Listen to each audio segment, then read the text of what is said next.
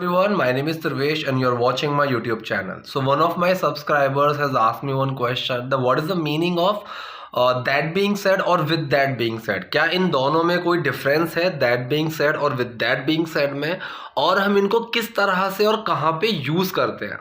ठीक है, तो इस चीज़ के ऊपर है आज ये वीडियो. तो आप अगर इंग्लिश मूवीज़ देखते हैं या फिर कोई भी सीरीज़ देख रहे हैं इंग्लिश की, तो आपको वहाँ पे कई जगह मिलेगा ये चीज़, या फिर कई लोगों की कन्वर्सेशन में आपको सुनने को मिलेगी ये चीज़ कि वो दो सेंटेंसेस के बीच में दैट बीइंग सेड या विद दैट बीइंग सेड लगा देते हैं. अब उसका मतलब क्या होता है? बहुत कन्फ्यूजन है इस चीज़ में, लेकिन मीनिंग बहुत सिंपल है, कोई इतनी मुश्किल चीज़ नहीं है समझने के लिए.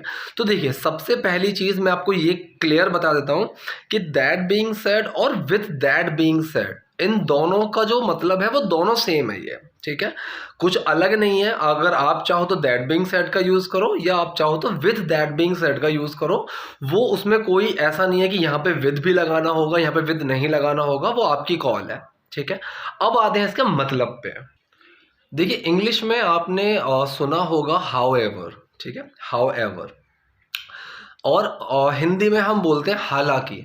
हालांकि, तो इस तरह से ही दैट बीइंग सेड या विद दैट बीइंग सेड का यूज़ होता है. मतलब कि मैं ये बोल रहा हूँ कि जो मेरा पहला सेंटेंस है वो सच है. ठीक है, वो भी अपने तरीके से, मतलब मैं उसको गलत नहीं कह रहा हूँ, लेकिन इसके बावजूद, पहले वाले सेंटेंस के सच होने के बावजूद भी मेरी दूसरी जो लाइन है वो भी सही है. ठीक, मतलब मैं अपनी ही बात को एक बोल रहा हूँ कि ये भी ठीक है, लेकिन मेरी यहाँ पे ये भी बात ठीक है. तो सबसे पहली बात तो एक दैट बीइंग सेड या विद दैट बीइंग सेड, ये हमेशा दो सेंटेंसेस के बीच में आपको मिलेगा. सेंटेंस वन आएगा, फिर डॉट, मतलब कि फुल स्टॉप आएगा उसका, फिर दैट बीइंग सेड या with that being said, comma, और आपका सेकंड सेंटेंस, इस तरह से. अब मैं आता हूँ बिल्कुल टिपिकल मीनिंग में. देखिए, दैट बीइंग सेड में दैट, ठीक है, दैट, जो दैट होता है ये रिप्रेजेंट करता है मेरे पहले सेंटेंस को. दैट रिप्रेजेंट करेगा मेरे पहले सेंटेंस को. बीइंग सेड यहाँ पे ये बताता है कि ये जो मेरा पहला सेंटेंस है ये वैलिड है, ये वैलिड है. अब मैं आता हूँ अपने दूसरे सेंटेंस पे. जब मैं दूसरा सेंटेंस लिख देता हूँ तो मतलब ये वैलिड है, और मेरा ये जो सेंटेंस है सेकंड वाला ये भी ठीक है. अब अगर मैं आपको एग्जांपल के तौर पे बताऊं, मैं बोलूं this pizza is delicious, this pizza is delicious, फिर मैंने डॉट लगाया, ठीक है, फुल स्टॉप लगाया. दैट बीइंग सेड या फिर with that being said, it can make me fat. This pizza is delicious, that being said, it can make me fat. मतलब ये पिज्ज़ा जो है ये डिलीशियस है, इसमें कोई वो नहीं है, मैं इसको मना नहीं कर रहा हूँ.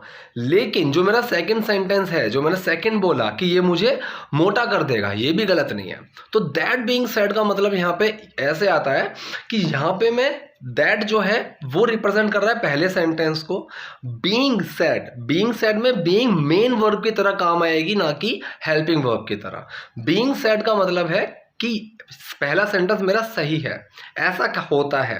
ठीक है, हाउ एवर, अगर यहाँ पे हाउ एवर आप कंपेयर करके देखें तो वो वही फीलिंग देगा.